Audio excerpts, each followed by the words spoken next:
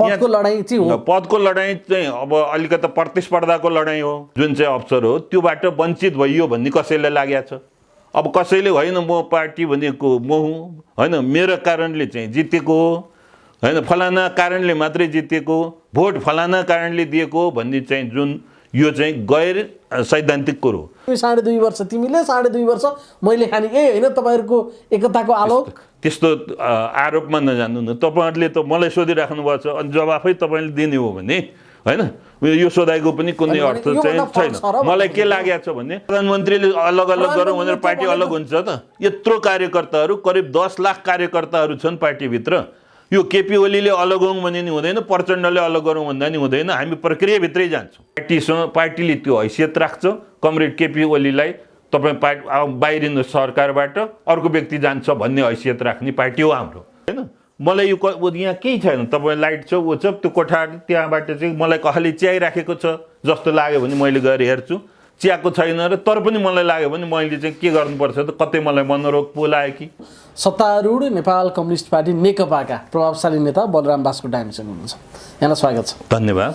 के भएको हो तपाईँहरूको पार्टीमा अहिले ठ्याक्कै? अब मिल्यो मिल्यो भन्नुहुन्छ, फेरि मिल्दैन, फेरि मिल्यो भनेर अर्को सहमति हुन्छ, फेरि त्यो मिल्दैन, आजै फुट्यो भोलि फुट्यो, सँगै जान नसकिने, त्यो रमिता भएन र हेर्ने मान्छेको लागि? अब नेपाल कम्युनिस्ट पार्टीको इतिहास हेर्नुहुन्छ भने यसको जन्मकालदेखि नै यसले आरोह अवरोह उतार चढाव वाद विवाद प्रतिवाद को प्रक्रियाबाट गुज्रेर एकता विभाजन र एकताका प्रक्रियाहरूबाट गुज्रेर अहिले यो ठाउँमा आइपुगेको छ। र यो ठाउँमा आइपुग्नको लागि लाखौँ कम्युनिस्ट कार्यकर्ताहरूले कुर्बानी गरेका छन्, बलिदान दिएका छन्।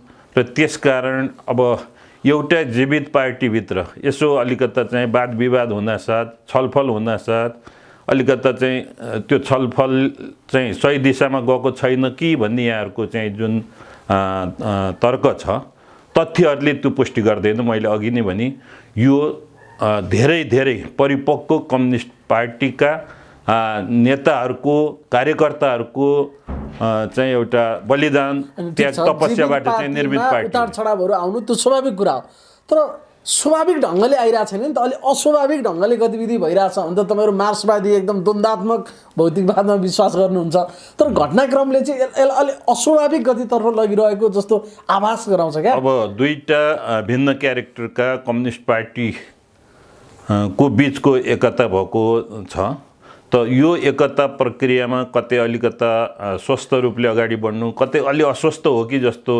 चाहिँ लाग्नु स्वाभाविक हो। र अहिले अलिकता अब सरकारमा पनि हामी चाहिँ भएको, सरकारमा चाहिँ सम्माननीय प्रधानमन्त्री पार्टी अध्यक्ष नै रहनुभएको र पार्टीको कार्यकारी दुईटा अध्यक्षको व्यवस्थापन गरेको, पार्टीको कार्यकारी अध्यक्षको रूपमा चाहिँ कमरेड प्रचण्ड रहनुभएको जुन परिवेशमा अब सरकार सञ्चालनको एउटा प्रविधि मेकानिजम पनि पार्टी नै हो, होइन? पार्टीको नाममा चाहिँ जनताले भोट दिएका छन्। हाम्रो चुनावी घोषणापत्रको आधारमा हामीले चाहिँ जनादेश चाहिँ प्राप्त गरेका छौँ र यो पनि बृहत्तर रूपले बढी छलफलका साथ एउटा निष्कर्ष निकालेर सरकार सञ्चालन गरौँ। पार्टी विधि, पार्टी विधान, पार्टी चाहिँ एउटा चाहिँ लेनिनवादी सङ्गठनात्मक प्रक्रियाबाट चाहिँ सञ्चालन होस् भन्ने चाहनालाई अलिकता चाहिँ सरकारमा रहनुभएका कमरेडहरूले, सरकार सञ्चालन गर्नुभएको कमरेडहरूले अलिकता एकलौटी गरे कि एउटा सीमित घेराभित्र रमाए कि भन्ने अब आशंका गर्नु पनि त्यो आशंका हैन, व्यवहारिक हिसाबमा मलाई भन्दै दुईजना पाइलटले चलाएको जहाज भन्नुहुन्थ्यो तपाईहरु। आशंका गर्नु पनि अस्वाभाविक होइन। दुईजनाले चलाएको जहाज भन्नुहुन्थ्यो। मलाई लाग्छ सुन्नु खटपट भएपछि जहाज त डुब्ने अवस्थामा पुग्यो नि। अब मलाई लाग्छ केपी ओलीले चाहिँ कमरेड केपी ओलीले आकाशबाट चाहिँ कार्यकर्ता ल्याएर त्यहाँ रिक्रुट गरे, भर्ना गरे, राजनीतिक नियुक्ति दिएको पनि होइन, हैन? र उहाँले फेरि मैले उहाँको डिफेन्स गर्दा पनि खोजेको छैन, हैन? उहाँलाई मैले प्रतिरक्षा गरिराखेको छैन। र म कमरेड केपी ओलीले के भन्छु त भन्दा पार्टीको तपाईँ नेता हो, हैन? तपाईँ पार्टीको नेता हो, तपाईँ एउटा गुटको नेता होइन, तपाईँ एउटा घेराको नेता होइन। त्यसकारण तपाईँ आम पार्टी कार्यकर्ताको मन जित्नुहोस्, आम जनताको मन जित्नुहोस् र सबै पार्टीका कार्यकर्ताको नेता बन्नुहोस् भनेर उहाँलाई आग्रह गर्दछु। र त्यसै गरी कमरेड प्रचण्डलाई पनि अहिले हामी एउटा सन्निकट स्थितिमा आइपुगेका छौँ हैन। पार्टी डुब्यो, पार्टी चाहिँ फुट्यो, पार्टी विभाजन भयो भने प्रचण्ड कमरेड मात्रै पनि बिग्रिनुहुन्न, केपी कमरेड मात्रै पनि बिग्रिनुहुन्न, लाखौँ लाख जनताहरूको रगत पसिनाले बनेको यो हाम्रो पार्टी विघटनको प्रक्रियामा जान्छ।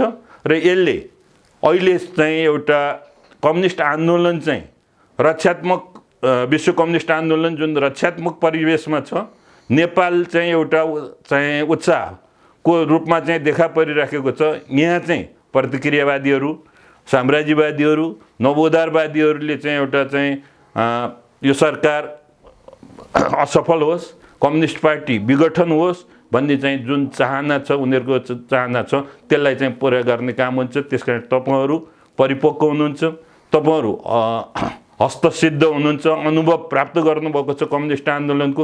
त्यसकारण क्षणिक आवेगमा, क्षणिक एउटा चाहिँ दम्बमा, क्षणिक अहङ्कारलाई चाहिँ तपाईँहरू त्याग्नुहोस्। ठन्डा दिमाग समस्याको मुख्य जड चाहिँ केपी ओली हो कि प्रचण्ड हो ठ्याक्कै भन्दाखेरि? अब म द्वन्द्ववादमा चाहिँ विश्वास गर्छु हैन। एउटै पक्षको हैन, एउटै पक्ष चाहिँ जड हुन सक्दैन कि। असमझदारीको विकास हैन हुनुमा दुईटै पक्षको चाहिँ एउटा कसैले आशंका गर्ने, कसैले पेलेर जाने, त यो दुईटैको चाहिँ एउटा चाहिँ सङ्गम हो अहिलेको परिवेश। केपी पक्ष एकदम दुधले नुहाएको पनि छैन हैन। अब प्रचण्ड, माधव नेपाल, वामदेव गौतम, नारायण काजी श्रेष्ठ पनि दुधले नुहाउनु भएको चोखा चाहिँ होइन। उहाँहरूले पनि पार्टीभित्रको अन्तर सङ्घर्षलाई व्यवस्थापन गर्न सक्नुपर्छ। अब संस्थापन पक्ष जुन चाहिँ हाम्रो पार्टी एकता पछाडि बनेको चाहिँ अध्यक्षद्वय, सचिवालय, स्थायी कमिटी, केन्द्रीय कमिटीलाई एउटा ट्र्याकभित्र कसैले पनि त्यसलाई उपेक्षा गर्ने गरी सचिवालयलाई उपेक्षा गर्न मिल्दैन। हुनुपर्ने सहयोग सरकारको डिफेन्स, यसका प्रचार प्रसार, राम्रा कामका पाइन मैले सचिवालयबाट सुन्नुहोस् न, सम्माननीय प्रधानमन्त्रीज्यूले मलाई सचिवालयबाट असहयोग भयो भन्ने हैन, स्थायी कमिटीलाई आक्षेप लगाउने, केन्द्रीय कमिटीलाई चाहिँ एउटा चाहिँ अब आक्षेप लगाउने जुन काम भएको छ, यसले उहाँको कद, उहाँको मर्यादा, उहाँको मानमर्दनमा वृद्धि भएको जस्तो चाहिँ लाग्दैन। किन भन्दा हामी यही धरातलबाट आएका हौँ। दुईटा पार्टी विघटन गरेका छौँ, दुईटा पार्टीको उसमा चाहिँ केन्द्रीय कमिटी निर्माण भएको छ। प्रधानमन्त्रीको गुनासो छ नि त, गुटबन्दी एकदम धेरै गर्नुभयो तपाईहरुले। अब पार्टी नेता सुन्नु न, कसरी खुइल्याउने, कसरी सरकारलाई असफल बनाउने भन्ने कुरा चाहिँ पार्टी नेताले भित्रका मान्छेले बढी गरे, मलाई बाहिरबाट होइन, मैले सबैभन्दा ठुलो असहयोग चाहिँ मेरै पार्टीबाट पाइरहेको छु भन्ने यो प्रधानमन्त्रीले त आफैले बोल्नु भएको। त्यो त उहाँलाई त्यो त देखियो भने नि त साइकोलोजिकल मनोवैज्ञानिक ऊ मात्रै हो हैन।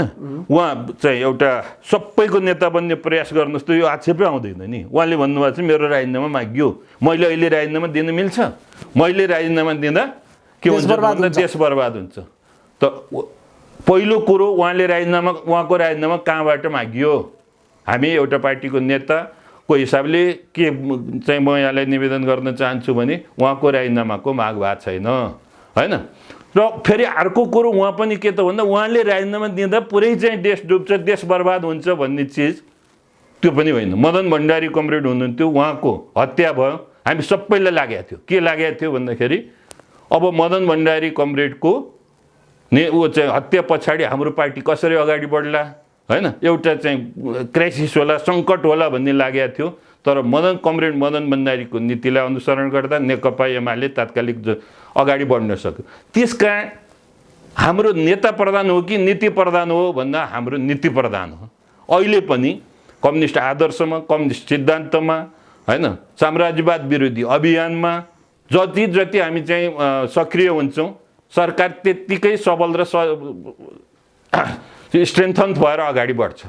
अब सुस्पष्ट नीतिले नै हाम्रो सरकारलाई चाहिँ अगाडि बढाउने हो। चुनावी घोषणापत्रको कार्यान्वयनले नै हाम्रो सरकारलाई चाहिँ अगाडि बढाउने हो। त त्यो अमुक व्यक्ति फलानु रामबहादुर हुँदा चल्ने, श्यामबहादुर हुँदा नचल्ने भन्ने चिजसँग नै म असहमत छु। त्यसकारण प्रधानमन्त्रीज्यूले कता कता अलिकति चाहिँ मनोवैज्ञानिक असर परेको चाहिँ म एकदम धेरै सफल भएँ भने पार्टीभित्रकै मान्छेलाई चाहिँ ईर्ष्या गरे, उनीहरूले त्यो खालको लौकिताभाषी सोच राखिदिए, त्यस कारणले गर्दा पार्टीभित्रैबाट मलाई असफल बनाउने तानाबाना बनियो भन्ने उहाँको त्यो भावभङ्गीमा उहाँ प्रकट भइरहनु भएको छ। प्रधानमन्त्री मैले कम्युनिस्ट पार्टीको झोला बोकेको 45 वर्ष भयो र यो 45 वर्षको अवधिमा होइन मेरो अनुभव चाहिँ के छ भन्दाखेरि लङ्काले आशंकाबाट अगाडि बढियो भने हामी चाहिँ दूरी बढ्छ। त्यस कारण आशंकाको घेरालाई प्रधानमन्त्रीले चाहिँ तोड्नु पर्दछ, सबैको नेता बन्नु पर्दछ र यो गर्न प्रधानमन्त्रीले कतैबाट व्यवधान छ जस्तो चाहिँ लाग्दैन। पार्टी निर्णयको कार्यान्वयन गर्नु पर्यो। पार्टी चाहिँ के त भन्दाखेरि चाहिँ सामूहिक निर्णय जुन हुन्छ व्यक्तिगत जिम्मेवारी हुन्छ, सामूहिक निर्णय र व्यक्तिगत जिम्मेवारीको तादम्यता मिलाउनु पर्यो र सरसल्लाहमा अगाडि बढ्दा, सुझावहरू लिएर अगाडि बढ्दा हाम्रो प्रधानमन्त्री अझ बढी सशक्त, अझ बढी चाहिँ नेतृत्व गर्न चाहिँ सफल र जनसमर्थन चाहिँ प्राप्त गर्नुहुन्छ जस्तो मलाई लाग्छ। जस्तो भदौ 26 गते स्थायी कमिटीको बैठक सकियो, त्यसले अब हामी फुट्ने कुरा कहिले पनि गर्दैनौँ है, ल प्रतिक्रियावादीहरूको के भन्नुहुन्छ नि शब्दहरू खेलाएर तपाईँहरू ती सबैको षड्यन्त्रलाई हामीले अन्त्य गरिदिउँ भनेर हाँसी खुसी निक्लेको 1.5 महिना नपुग्दाखेरि फेरि भत्ताभुङ्गे उनी कस्तो खालको त्यो नै गैर हामी कहिले त्यो चिज भनेको एउटा पार्टी विचारले चल्ने हो होइन, सिद्धान्तले चल्ने हो, नीतिले चल्ने हो र विचार नीति र सिद्धान्तमा मतभेद भयो भने पार्टी विभाजन हुन्छ, त्यसमा कुनै शङ्कै छैन होइन। एउटै पार्टी सुन्नु, यो नीति विचारमा त बसेन म भन्दैछु, अहिले त नीति बाँडीचुडी खाइहालौँ पछि विचारका कुरा तपसीमा गर्दै गरौँ भनेर एकता भयो नि त। नीति विचार र सिद्धान्तमा चाहिँ फरक परेन भने पार्टी विभाजन भए पनि एकजुट हुन बाध्य हुन्छ जस्तो म भन्छु। 54 सालमा तात्कालिक नेकपा एमाले फुट्यो, दुईटैको चाहिँ नीति जनताको बहुदलीय जनवाद थियो, आखिर पार्टी फेरि चाहिँ एकता भयो। अनि अब आदर्शताले हुने हो भने विप्लव र प्रचण्डजीको विभाजन हुन नपर्ने हो नि त होइन, कम्युनिस्ट पार्टी नै थियो। विप्लवजी किन चाहिँ ऊ जानुभयो त भन्दाखेरि नेपालमा दीर्घकालीन जनयुद्धको बाटो, आर्म स्ट्रगलको बाटो बाहेक अरू विकल्प छैन भन्नु उहाँ अलग किन भयो। पार्टी निर्माण हुने र पार्टी विघटन हुने विचारले हेर्नुहोस् होइन। अहिले जहाँसम्म तपाईँले भन्नुभयो नेकपाभित्र होइन, नेकपाभित्र वैचारिक लडाइँ होइन, यो पदको लडाइँ हो, यो प्रतिष्ठाको लडाइँ हो होइन भनेर जुन भन्नुभएको छ, मूलत अहिले हाम्रो पार्टी सिद्धान्त विचारभन्दा पनि शक्ति आर्जन गर्ने चिजमा लागेको छ। तर र त होइन यो विवादबाट यो छलफल मैले भने अहिले यही कारणले पार्टी विभाजन हुँदैन, किन भन्दा यो नीतिगत वैचारिक विभेद छैन यसमा। पदको लडाइँ चाहिँ अब अलिकति प्रतिस्पर्धाको लडाइँ हो, प्रतिस्पर्धाको लडाइँमा प्रतिष्ठाको लडाइँ भनौँ न अझ बढी, ल प्रतिष्ठाकै लडाइँ भन्नुहोस्, म प्रतिस्पर्धाको लडाइँ भन्छु। स्वच्छ प्रतिस्पर्धा गर्न दिएन होइन। स्वस्थ प्रतिस्पर्धा भनेको दौडमा चाहिँ जब हामी अगाडि बढ्दछौँ उही किसिमको, कसलाई जम्प गर्ने, कसलाई दूरी चाहिँ घटाइदिने, जसले गर्नु हुँदैन भन्ने मान्यतै हो नि त होइन। दौड पनि समान किसिमले हुनुपर्ने, दौडिने अवसरहरू सबैलाई प्राप्त हुनुपर्ने जुन चाहिँ अवसर हो त्योबाट वञ्चित भइयो भन्ने कसैलाई लागेको छ। अब कसैले होइन म पार्टी भनेको म हुँ होइन, मेरो कारणले चाहिँ जितेको हो होइन, फलाना कारणले मात्रै जितेको, भोट फलाना कारणले दिएको भन्ने चाहिँ जुन यो चाहिँ गैर सैद्धान्तिक कुरो। जब मान्छेहरू विचारले प्रतिस्पर्धामा जान सक्दैन अनि गाली गलौजको राजनीतिमा उत्रिन्छ। अहिले जुन नेकपाभित्र गाली गलौजको आरोप प्रत्यारोपको चाहिँ चलिराखेको छ, यो निश्चित रूपमा स्वस्थ चाहिँ होइन, यो अस्वस्थ हो। भनेको पदीय भागभन्डा कसले बढी खाने, कसका मान्छे कहाँ नियुक्ति गर्ने भन्ने नै अहिलेको नेकपाको विवादको भित्री जड चाहिँ त्यही नै हो। त्यसो पनि होइन, त्यसो पनि होइन। जुन एकताको अहिले हाम्रो त्यहाँ प्रचण्डका केही मान्छे अथवा उहाँहरूले सिफारिस गरेका मान्छे, माधव नेपालले गरेका, वामदेव गौतमले गरेका मान्छे भएको भए यो विवाद एकताको प्रक्रियामा अलिकति अब यसलाई हामीले सीमावलोकन महाधिवेशनमा गर्छौँ, गर्नुपर्दछ। एकताको प्रक्रियामा जुन अलिकता चाहिँ दुईटा अध्यक्ष एकता नै बाँडेर खाने मलाई भन्ने कुराको त्यो आलोकमा भएको थियो नि। एकता नै एकता सैद्धान्तिक र वैचारिक एकता थियो। त्यो पाटोलाई चाहिँ किन भन्दा दुईटै पार्टीहरू अब सैद्धान्तिक वैचारिक कुरा तपसिलमा राखेर तिमी 2.5 वर्ष तिमीले 2.5 वर्ष मैले खाने होइन तपाईँहरूको एकताको आलोक त्यस्तो आरोपमा नजानु न। तपाईँहरूले त मलाई सोधिराख्नु भएको छ अनि जवाफै तपाईँले दिने हो भने होइन यो सोधाइको पनि कुनै अर्थ चाहिँ छैन। मलाई के लागेको छ भने हाम्रो पार्टी वैचारिक र सैद्धान्तिक रूपले एकता भएको हो। दुईटै एउटा चाहिँ संसदीय एउटा प्रतिस्पर्धाबाट होइन चुनावी प्रतिस्पर्धाबाट सत्ता कब्जा गर्दै समाजवादतिर चाहिँ अग्रसर हुने दुईटै पार्टीको उद्देश्य यही भएर दुईटा पार्टी चाहिँ हो। त्यो एउटा पार्टीले जनताको बहुदलीय जनवाद भन्यो, अर्को पार्टीले चाहिँ के भन्यो त भन्दा 21औं शताब्दीको जनवाद भन्यो। 21औं शताब्दीको विशेषता के हो त भन्दा ऊ पनि चुनावी प्रतिस्पर्धैबाट चाहिँ पावरमा जाने। जनताको बहुदलीय जनवाद पनि प्रतिस्पर्धात्मक हिसाबले चुनावमा चुनावी प्रतिस्पर्धाबाट श्रेष्ठता हासिल गर्ने। त नाम रामबहादुर दिए पनि श्यामबहादुर दिए पनि त्यसको विशेषता एउटै थियो होइन, एउटै थियो र एकता हुन सक्यो। अब एकतालाई अलिकता व्यवहारिक अलिकता चाहिँ सैद्धान्तिक बनाउन चाहिँ किन कठिन भयो भन्दाखेरि अब विभिन्न अब समूहहरूको अस्तित्व गुटबन्दीले चाहिँ काम गर्यो। नेतृत्वले गुटबन्दीलाई चाहिँ तलाउन सकेन हेर्नु पुगे र कतिपयहरू क्राइटेरिया नपुगेका पनि होइन। जस्तो हाम्रो विधानले चाहिँ यति वर्ष यो कमिटीमा काम गरेको मान्छे चाहिँ केन्द्रीय कमिटीको लागि योग्य उम्मेदवार हुन सक्छ भनेको त्यो क्राइटेरिया नपुगेको मान्छे पनि उम्मेदवार भएर विजय पनि प्राप्त गरेको परिवेश हो। त्यसकारण एउटा सिस्टमभित्र एउटा मेकानिजमभित्र हामीले चाहिँ पार्टीलाई चाहिँ ढाल्न सकेनौँ। गुटबन्दीले प्रश्रय पायो। गुटबन्दीले प्रश्रय पाइसके पछाडि त यो ठाउँमा आउनु एउटा स्वाभाविक थियो र स्वाभाविक छ र यसलाई अझै अहिले पनि हामीले निराकरण गरेनौँ। एउटा पद्धति र एउटा विधिभित्र चाहिँ बाँधिएनौँ भने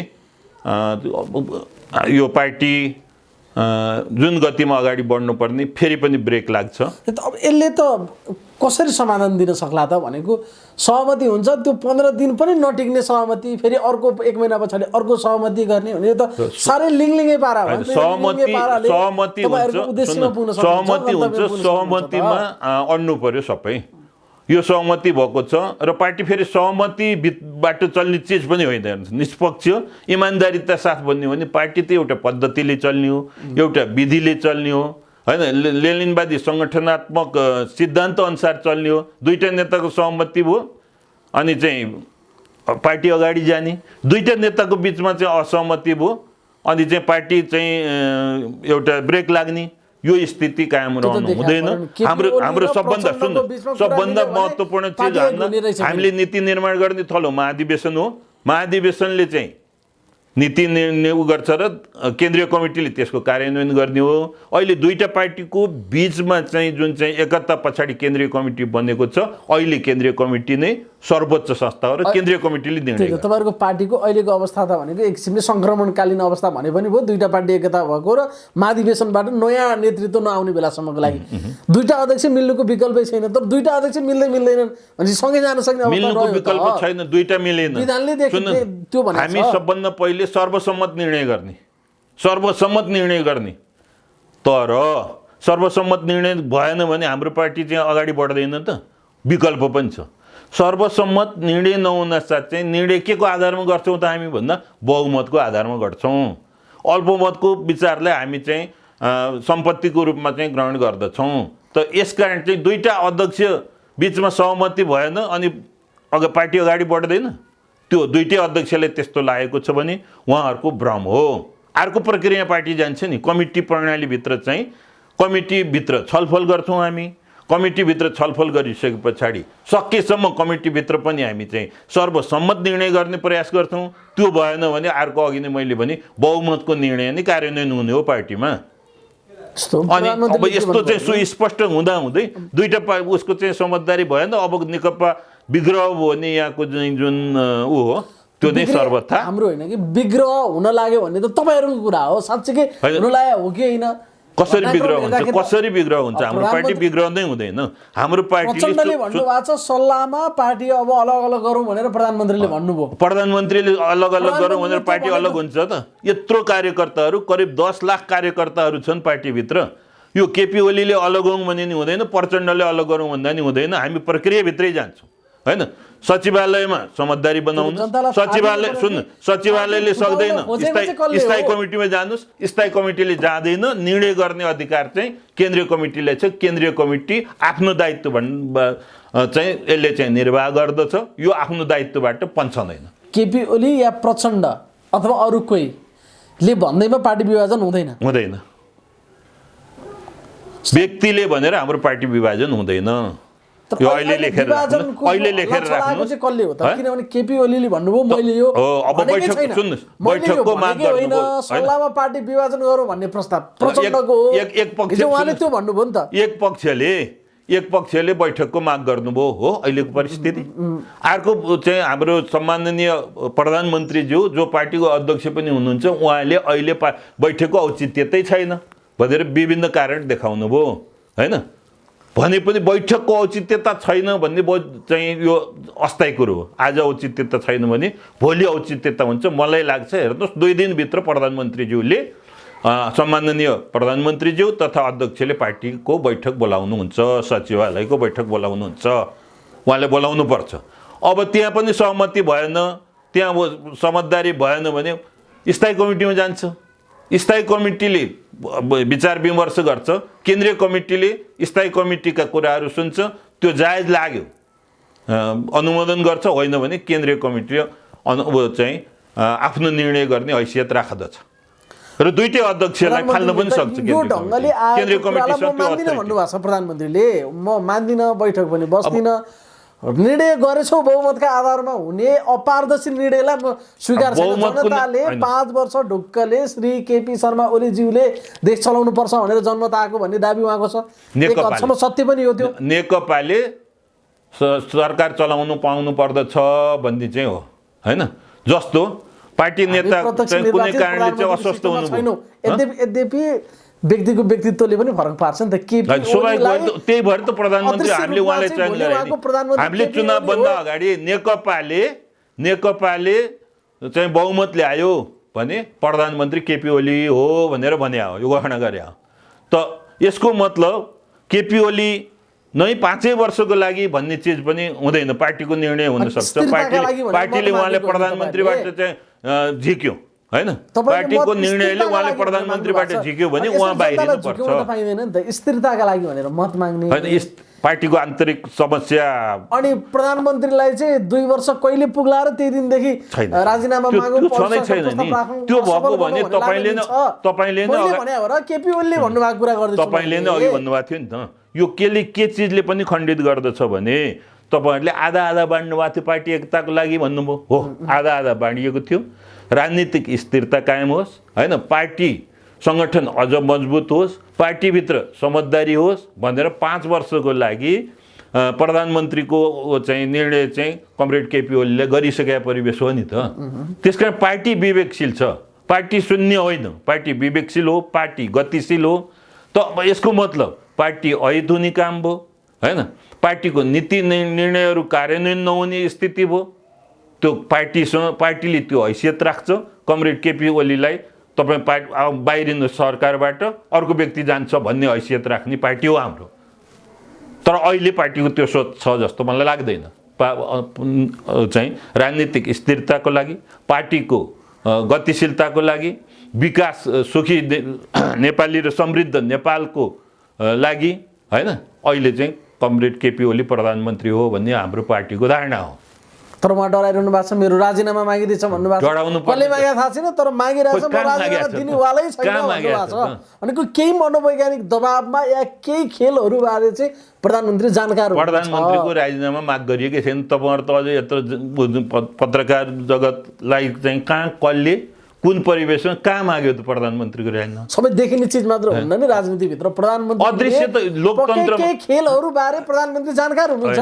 त्यो संयन्त्र प्रधानमन्त्रीसँग छ राजनीति चाहिँ एकदम दिनको घाम जस्तै छ लोकतन्त्रको क्यारेक्टर बोकेको पार्टीभित्र अदृश्य खेलहरू केही हुँदैन भएको छैन त्यसमा विश्वस्त हुनु पर्यो नि नत्र यस्तो चाहिँ मलाई लाग्यो हैन मलाई यो यहाँ केही छैन तपाईँ लाइट छ ऊ छ त्यो कोठा त्यहाँबाट चाहिँ मलाई कसैले च्याइराखेको छ जस्तो लाग्यो भने मैले गएर हेर्छु चियाको छैन र तर पनि मलाई लाग्यो भने मैले चाहिँ के गर्नुपर्छ त कतै मलाई मनोरोग पो लाग्यो कि भन्ने चिज पनि मैले महसुस गरेँ। प्रधानमन्त्रीलाई अहिले त्यस्तै भएको छ। होइन, मैले उहाँलाई भनिदिनु, मैले आफ्नो उदाहरण जे सिम्टम दिनुभयो त्यो सिम्टम अनुसार त त्यस्तै देखिन्छ नि त। तपाईँहरू त्यो तपाईँलाई लाग्न सक्छ। मलाई त मेरो पार्टीको अध्यक्ष, अर्को पक्षले मलाई त मेरो पार्टीको अध्यक्ष, हामीले बनाएको प्रधानमन्त्रीज्यू एकदम चाहिँ प्रधानमन्त्रीको लागि योग्य हुनुहुन्छ, देश हाँक्न सक्ने योग्यता उहाँमा छ, क्षमता छ र तदनुरूप उहाँ अगाडि बढिरहेको। जस्तो प्रधानमन्त्रीको कुरा चाहिँ पार्टीले नीतिगत निर्देशन सरकारलाई दिन सक्छ, तर इन्डिभिजुअल्ली रौँ केस्रा चिराएर त्यसलाई किन गरिस् इन्डिभिजुअल केसमा दबाब पार्टीले दिन सक्दैन। पार्टीले त्यसो गरेकै छैन। कार्यदलले रिपोर्ट गरेको छ, फलानु आफ्नो मान्छेलाई मात्रै मन्त्री किन बनाएको, यही हो नि त जड। दैनन्दिन सरकारका कामहरूमा पार्टीले हस्तक्षेप गर्दैन। महत्त्वपूर्ण निर्णय पार्टीको निर्णयबाट चाहिँ सरकारद्वारा कार्यान्वयन गरिनु पर्दछ, होइन? देशलाई असर गर्ने राष्ट्रियताका सवालहरू, लोकतन्त्रको सबलीकरणको सवालहरूमा पार्टीसँग चाहिँ परामर्श गर्दै सरकार अगाडि बढ्ने कुरो त कार्यदलले सिफारिस गरेको त्यो स्वयं प्रधानमन्त्रीज्यूले पनि स्वीकार गर्नुभएको कुरो हो नि। जस्तो यही बिचमा राष्ट्रपतिको भूमिकालाई लिएर पनि प्रश्नहरू भएको छ। अब यहाँलाई वामदेव गौतमको निकट नजिक दाहिने हातै भनेर भन्छन्, उहाँसँग पनि भेटघाट भयो अरे, के भन्नुभएको रहेछ राष्ट्रपतिज्यूले चाहिँ? म कसैको दाहिने हात र देब्रे हात होइन, नम्बर 1। र वामदेवजी हाम्रो पार्टीको नेता हो र 18 वर्ष जति उहाँसँग चाहिँ उहाँ किसान महासङ्घको अध्यक्ष हुनुभयो। म किसान महासङ्घको विभिन्न पदमा अन्तिममा महासचिव भएर चाहिँ काम गरेँ। त्यसकारण उहाँसँग अलि निकटता, घनिष्ठता, साङ्गठनिक क्रियाकलापमा घनिष्ठता हो। अब यसको मतलब प्रचण्डजीसँग पनि मेरो घनिष्ठता हो। मेरो पूर्व ब्याकग्राउन्ड चाहिँ के हो त भन्दा म चौथो महाधिवेशनको उत्पादन हो मेरो। चौथो महाधिवेशनमा हामी चाहिँ म विद्यार्थी नेता थिएँ, प्रचण्ड कमरेड चाहिँ युवा सङ्घको नेता हुनुहुन्थ्यो, युवा नेता हुनुहुन्थ्यो। त्यस अर्थमा पनि उहाँसँग मेरो घनिष्ठता छ। माधव कमरेडसँग पनि त्यत्तिकै छ। केपी कमरेडसँग त म सँगै जेल बस्या हो। मेरो सबै नेताहरूसँग घनिष्ठता छ र वैचारिक र सैद्धान्तिक हिसाबले आफूलाई लागेको कुरो उहाँ महाधिवेशनमा प्रस्तुत गर्ने, अरू बेला म एकदम अनुशासित भएर पार्टीको काममा दत्तचित्त हुने व्यक्ति हुँ। त्यसकारण निकटता भन्ने चिज सबैसँग जे होस् त्यो ढङ्गले चरित्र। अब तपाईँले सोध्नुभयो राष्ट्रपतिको भूमिकाका विषयमा। राष्ट्रपतिज्यूले वामदेवजीलाई बोलाउनु भयो, त्यहाँ के कुरो भयो? पार्टी एकताको लागि राष्ट्रपतिज्यूले चाहिँ अलिकता चाहिँ दबाब दिनुभयो अथवा सुझाव दिनुभयो, तपाईँ यसमा लाग्दा पार्टी एकता हुन्छ कि भन्ने सुझाव उहाँले दिनुभयो भन्नुभयो। अब मलाई लाग्छ अब सम्माननीय राष्ट्रपतिजी हिजोको नेकपा एमालेकै नेता हुनुहुन्थ्यो, कार्यकर्ता हुनुहुन्थ्यो र म उहाँलाई धेरै राम्रोसँग जान्दछु। उहाँ अन्य सङ्घको अध्यक्ष हुनुहुन्थ्यो, म किसान सङ्घको नेता थिएँ र एउटै पार्टीको जनसङ्गठन भएको हुनाले हाम्रो बिचमा धेरै अन्तर्क्रिया, धेरै छलफल, धेरै सहकार्यहरू भएको छ। र राष्ट्रपति जो एउटा अनुशासित व्यक्तित्व र उहाँ पार्टीमा हुँदा पार्टी नेतृत्व पनि गर्नुभयो, उपाध्यक्ष हुनुभयो र जब उहाँ राष्ट्रपति हुनुभयो उहाँले एउटा अमुक पार्टीको नेताको रूपमा आफूलाई प्रस्तुत गर्नुभएको छैन। गर्नुभएको छैन मलाई पुरा गर्न दिनु न। अब जहाँसम्म तपाईँले भन्नुभएको छ विभिन्न समयमा होइन नि त, अनेक पटक जब जब नेकपामा सङ्कट आउँछ, कहिले दुवैजना गएर ल है सल्लाह गरौँ अब के गरौँ भनेर दुवै अध्यक्ष हलमातिर गएको पनि देखियो। पालो नेताहरूलाई बोलाएर उहाँले त्यस्तो नभन्नु भएको होला, तर परिस्थितिले त त्यसो भन्दैन। फेरि नेपालको संविधानले होइन राष्ट्रपतिलाई हाम्रो संरक्षकको रूपमा चाहिँ प्रस्तुत गरेको छ। पार्टीको संरक्षक होइन, हाम्रो भने नेपाली जनताको, हाम्रोलाई बुझिदिनु पऱ्यो नि। पार्टीको भनिहाल्थेँ नि मैले, पार्टीको भयो त। हाम्रो नेपाली जनताको संरक्षकको रूपमा चाहिँ हाम्रो संविधानले व्यवस्था गरेको छ। त एउटा संरक्षकले राष्ट्रिय सवालमा, अन्तर्राष्ट्रिय सवालमा यसो जानकारी लिन पाउनुहुन्छ। त्यसकारण प्रचण्डजीलाई बोलाउनुहुन्छ, एउटा राष्ट्रिय व्यक्तित्व हो। अब प्रधानमन्त्रीज्यूले त रिपोर्टै गर्नुपर्दछ। वामदेवजीलाई बोलाउनुहुन्छ, एउटा राष्ट्रिय व्यक्तित्व हो। उहाँले शेखर कोइरालालाई बोलाउनु भएको छ, सुजाता कोइरालालाई बोलाउनु भएको छ। नेपाली काङ्ग्रेसको नेताहरूलाई पनि बेला बेला बोलाउनुहुन्छ, कुराकानी गर्नुहुन्छ। कतिपय सवालमा रात्रि भोज पनि गर्नुभएको छ। त यो समय सन्दर्भमा गर्ने कुरा त्यसलाई हो, यो समय सन्दर्भको कुरा हो। अहिले पनि सुन्नु, नेकपामा सङ्कट अहिले पनि ठ्याक मान्छे छानी यताबाट वामदेवको पुनलाई उताबाट वर्षमान पुनलाई अथवा कोकरलाई ठ्याक्कै भनेको विषयसहित आउँछ। अहिले पनि उहाँलाई चाहिँ वामदेवजीले किन बोलाइएको होला भन्दा वामदेवजी राष्ट्रिय व्यक्तित्व अघि नै मैले भने। अब भर्खर चाहिँ वो चाहिँ रको प्रमुख पनि यहाँ आएर चाहिँ प्रधानमन्त्रीसँग भेटेको, यो सबै परिवेशमा के हो कस्तो हो भन्ने जानकारी, राष्ट्रिय परिस्थिति र अन्तर्राष्ट्रिय परिस्थितिको विषयमा जानकारी लिनु बोलाउनु भयो होला। उहाँले एउटा पार्टीको उसमा चाहिँ के भयो कसो भयो भनेर सोध्नुभयो जस्तो मलाई लाग्दैन। किन भन्दा पार्टी एकताका लागि पहल गरिदिनुहोस् भनेर त भन्नुभयो नि उहाँले। त्यो त तपाईँहरूले भने न कुरो हो। यो वामदेवजीको मुखबाट पनि मैले सुनेको छैन। राष्ट्रपतिले पनि वामदेव आउँदा मैले यसरी गरेँ प्रेस विज्ञप्ति जारी गरेँ। सल्लाहकारले चाहिँ यो विषय बाहिर मिडियामा जानकारी गराउनु भएको विश्वमणिजीले कुन आधारमा गर्नुभयो त्यो विश्वमणिजीलाई चाहिँ सक्रियतालाई स्वाभाविक रूपमा तपाईँले लिनु यो विश्वमणिजीको ऊ पनि हुनसक्छ। किन भन्दा अब अलि तपाईँ पत्रकारहरूलाई आक्षेप लाउँदिनँ म होइन। अलिकति परिस्थिति चाहिँ कतै जाओस्। अहिले पत्रकार मित्रहरूको चाहिँ के हो त भन्दा त्यो कसरी बढी चाहिँ सुसूचित गराउन सकिन्छ जनतालाई, यो कोणबाट प्रश्न सोधेर हुन्छ कि अर्को कोणबाट प्रश्न सोधेर हुन्छ कि भन्ने हिसाबले आउँदा अब एउटा चाहिँ कतिपय चाहिँ अनुमानको भरमा पनि कतिपय चिजहरू जान्छ नि। पार्टीभित्रको क्राइसिस, राष्ट्रपतिको वामदेवसँग भेट भनेको अब चित्व कराउनु र बाख्रा हराउनु भने जस्तो एउटा तादम्यताको कुरो पनि हुनसक्छ। मलाई चाहिँ योभन्दा अगाडिका विषयहरूमा जबसँग केपी ओलीले अलि सजिलोसँग वामदेव गौतमज्यूलाई कहिले यता कहिले उता आफ्नो पकडमा पारेर मिलाउँदै आइरहनु भएको थियो। तर यसपटक त्यो पनि त्यति सहज छैन। हिजो चाहिँ उहाँले किता नै क्लियर पारिदिनु भयो अरे, ल है म चाहिँ अब तपाईँसँग छैन नि, तपाईँले मलाई साह्रै नै झेल गर्नुभयो भन्ने कुरा गर्नुभयो अरे। अब कता जानुहुन्छ त उहाँ चाहिँ? अब वामदेवजी कसरी जानुहुन्छ भन्ने त उहाँले, तर अब मेरो चाहिँ वामदेवजी कसरी जानुहुन्छ त्यो उहाँको कुरो हो, म फेरि पनि भन्छु। तर वामदेवजी चाहिँ को इतिहास, पार्टी इतिहास धेरै लामो छ। करिब चाहिँ 55 वर्ष जति उहाँ पार्टीमै पूर्णकालीन भएरै लाग्नुभएको हो र अब एउटा क्रुसियल जङ्क्चरमा जब सङ्कट अगाडि आउँछ वामदेवको आवश्यकता पर्छ। जस्तो म तपाईँलाई के भन्छु त भन्दाखेरि राजा ज्ञानेन्द्रले सत्ता लिइसकेपछि उहाँले लगेर चाहिँ यो महाराजगञ्जको तालिम केन्द्रमा चाहिँ लगेर गिरफ्तार गरेर राख्यो। माधव नेपाल कमरेडलाई चाहिँ उहाँ गर्यो। त्यसपछि अब हामी जाने बाटो भनेको गणतन्त्र हो भनेर माधव कमरेडसँग परामर्श गरेर चाहिँ गणतन्त्रको बाटो तय गर्नेमा एउटा पहल कदमी गर्ने व्यक्तित्वमा चाहिँ वामदेव गौतम हो। अब त्यसपछि अब पार्टी एकताकै माओवादीहरूलाई होइन, जो आर्म स्ट्रगलमा हुनुहुन्थ्यो, जनयुद्धमा हुनुहुन्थ्यो, रोल्पासम्म पुगेर उहाँहरूलाई एउटा शान्ति प्रक्रियामा ल्याउने व्यक्तित्वहरूमध्ये वामदेव गौतम पनि हो। अनि त्यस पछाडि माओवादीहरूलाई चाहिँ पार्टी एकता गर्ने उसमा चाहिँ ल्याउने निरन्तर भगीरथ प्रयत्न गर्ने मान्छे चाहिँ वामदेव गौतम हो। त यस अर्थमा वामदेव गौतम अब कसैले फकाउँदा फकिने होइन, केपी कमरेडले लटरपटर गरेर वामदेवलाई लटपट्याउने व्यक्तित्व वामदेव हो जस्तो मलाई लाग्दैन। वामदेव इमान्दार हुनुहुन्छ। अनि वामदेवले चाहिँ यसो चाहिँ अब केपी कमरेडले भनेको कुरा कन्भिन्स हुनुभयो भने पनि त्यो लटरपटर पार्या भन्न मिल्दैन। किन भन्दा कसैले कसैलाई लटरपटर पार्न सक्दैन। पार्टी एकताको लागि उहाँले चाहिँ पार्टी जोगाउनुको लागि उहाँले 6 बुँदे चाहिँ ल्याउनु भयो।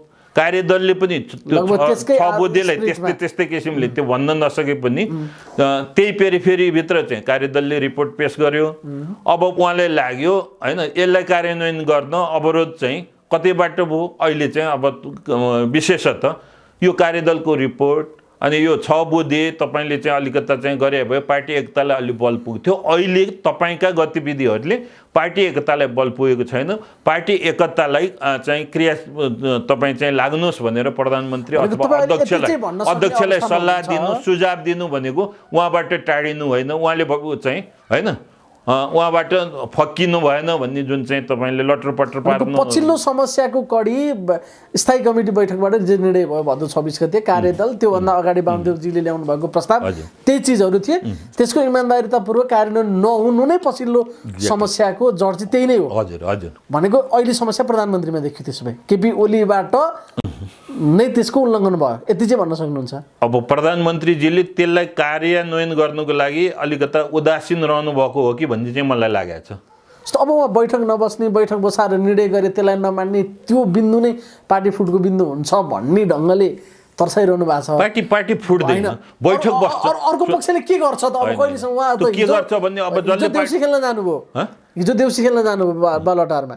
केही पनि भोला जस्तो छैन फेरि त्यो देउसी पनि देउसी नभनौँ न त्यसलाई किन चाहिँ त्यो त्यही त अघि मैले भने नि पत्रकारको धर्म यो होइन कि तपाईँको स्मृति पत्र अथवा आफ्नो पार्टी कमरेडलाई चाहिँ निवेदन गर्न जानुभयो अनुनय विनय गर्नुभयो पार्टी चाहिँ जोगाउनुहोस् तपाईँको क्रियाकलापले पार्टीको एकतामा अलिकता चाहिँ अवरोध सिर्जना गरेको छ या कन्सियस हुनुहोस् भनेर सचेत गराउन जानुभयो भन्न सकिन्छ अलि बढी उहाँका कुराहरू सुन्दाखेरि प्रचण्डसँग चाहिँ अलि बढी बेमेल त्यति मन नमिलेको चाहिँ व्यवहार उहाँले देखाइरहनु भएको छ अब माधव नेपाल वामदेव गौतमहरू प्रचण्डसँगै सती भन्ने शब्द म प्रयोग गर्दिनँ जानुहुन्छ कि फेरि अन्तिममा कतिपयले त यो माओवादीलाई एक्ल्याउने प्रचण्डलाई सघाउने गेम प्लान अन्तर्गत हो अन्तिममा पूर्व एमालेहरू एकजुटै हुन्छन् प्रचण्ड एक्लिने भन्ने ढङ्गले पनि विश्लेषण गर्छन् त्यो तर्कमा कुनै त्यसरी खोज्दै जाँदा चाहिँ त्यो पूर्व उसको चाहिँ कुनै अस्तित्वै रहँदैन अब अहिले पूर्व एमाले पनि एउटा ऐतिहासिक कालखण्डमा चाहिँ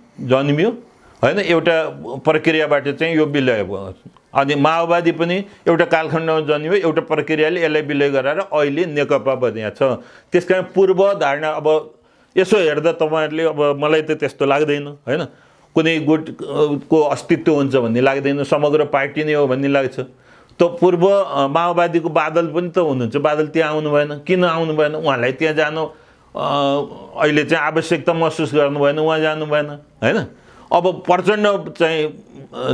प्रचण्ड नारायण काजी आउनुभयो छलफलमा आउनुभयो त्यस कारण पूर्व गुटको अवशेषको कारण चाहिँ त्यस्तो भएको हो भन्ने चिज नै हामीले चाहिँ बिर्सिनुपर्छ त्यो हुँदैन समूहले त जबरजस्त अहिले विचारको कुरा ल्याइरहेछ जबरजस्तको कुरा ल्याइरहेछ मदन भण्डारी फाउन्डेसनलाई एक ढङ्गले एक्टिभ गरिरहेछ आजै मात्र पनि काठमाडौँमा भेला भयो त्यो त महाधिवेशनमा लैजाने हो नि भइसक्यो अहिले सुरु भइसक्यो भने अब जबज भइसकेपछि त किताकात हुनु पर्यो नि पूर्व माओवादी जबज मान्दैन पूर्व एमालेका मान्छे जो जबज मान्छ तपाईँले अघि नै मैले भने यहाँले याद गर्नु भएन दुईटैको क्यारेक्टरिस्टिक्स एउटै हो होइन त्यो ऊ चाहिँ नामले चाहिँ रामबहादुर र श्यामबहादुर दुईटै भारी बोक्छन् भने दुईटै भरिया हुन् होइन दुईटै जागिर खान्छन् भने दुईटै जागिरी हुन् होइन दुईटै राजनीति गर्छन् भने उनीहरू दुईटा राजनीतिक कर्मी हुन् हामीले राजनीतिक कर्मीको हिसाबले होइन हामी चाहिँ पेसागत हिसाबले जागिरीको रूपमा र कर्मवीरको हिसाबले भरियाको रूपमा बोल्नु पर्यो होइन छुट्टै पनि विचार चाहिँ नछुटिनु भयो त्यसो भए निर्वाचनमा जाने श्रेष्ठता हासिल गर्नेले चुनाव सरकार चलाउने त्यही नै हो अनि जब कता लाग्यो अर्को के लाग्यो भन्ने हिसाब किताब त्यसरी हो महाधिवेशनमा यो अहिलेको ऊ चाहिँ हामी छलफल गर्छौँ रिभ्यू गर्छौँ सीमावलोकन गर्छौँ एउटा अर्को ढङ्गले जानु पऱ्यो भने त्यही ढङ्गले अगाडि जान्छौँ अहिले चाहिँ 21औं शताब्दीको जनवाद बन्नुहोस् जनताको बहुदलीय जनवाद बन्नुहोस् होइन अहिले हामीले चाहिँ जनताको जनवाद भनेका छौँ त यो जम्मै चिज चाहिँ एउटै हो तपाईँले नाक समात्ने कुरो कताबाट नाक समात्नुहुन्छ सिधै नाक समात्ने कि अब कानको उसबाट चाहिँ गर्ने कि भन्ने चिज मुख्य सवाल नाक समात्ने सिधा रहन्छ अब जाँदा जाँदै प्रधानमन्त्रीले फेरि अर्को एउटा बहस उद्घाटन गरिदिनु भएको छ कि कति मरिमेड छौ ए साथी हो 30 वर्ष पार्टी चलाएकालाई नि फेरि लोभ कति वर्ष चलाएकालाई लोभ दोस्रो पुस्तालाई दिउँ नाजायज छ यो विषय अब यो फ्लोर ओपन गरिदिनु भयो प्रधानमन्त्रीले अब के गर्छन् अर्को पक्ष अथवा ठिक छ नि यो पनि आम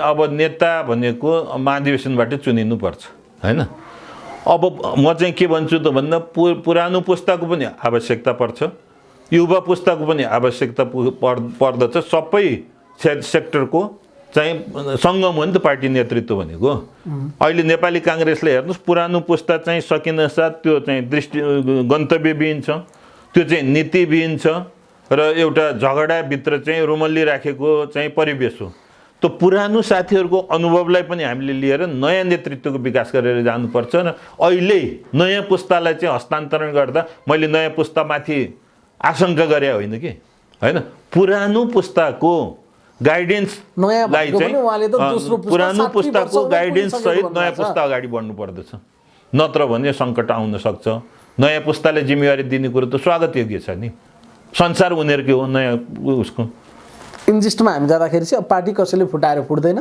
पार्टी फुट्ने हल्ला चाहिँ बेतुकको हो यसमा कुनै दम छैन पार्टी विचार सिद्धान्त र नीति अनुसार चल्छ होइन विचार नीति सिद्धान्त मा चाहिँ फरक पर्यो भने एउटा पार्टी रहँदैन त्यसमा अहिले हाम्रो पार्टीभित्र नीतिको विचारको सिद्धान्तको लडाइँ छैन त्यसकारण पार्टी फुट्ने सम्भावना छैन हुन्छ महत्त्वपूर्ण समयका लागि यहाँलाई धेरै धेरै धन्यवाद यहाँले पनि मलाई चाहिँ आफ्नो विचार प्रभावित गर्ने मौका दिनुभयो धन्यवाद धन्यवाद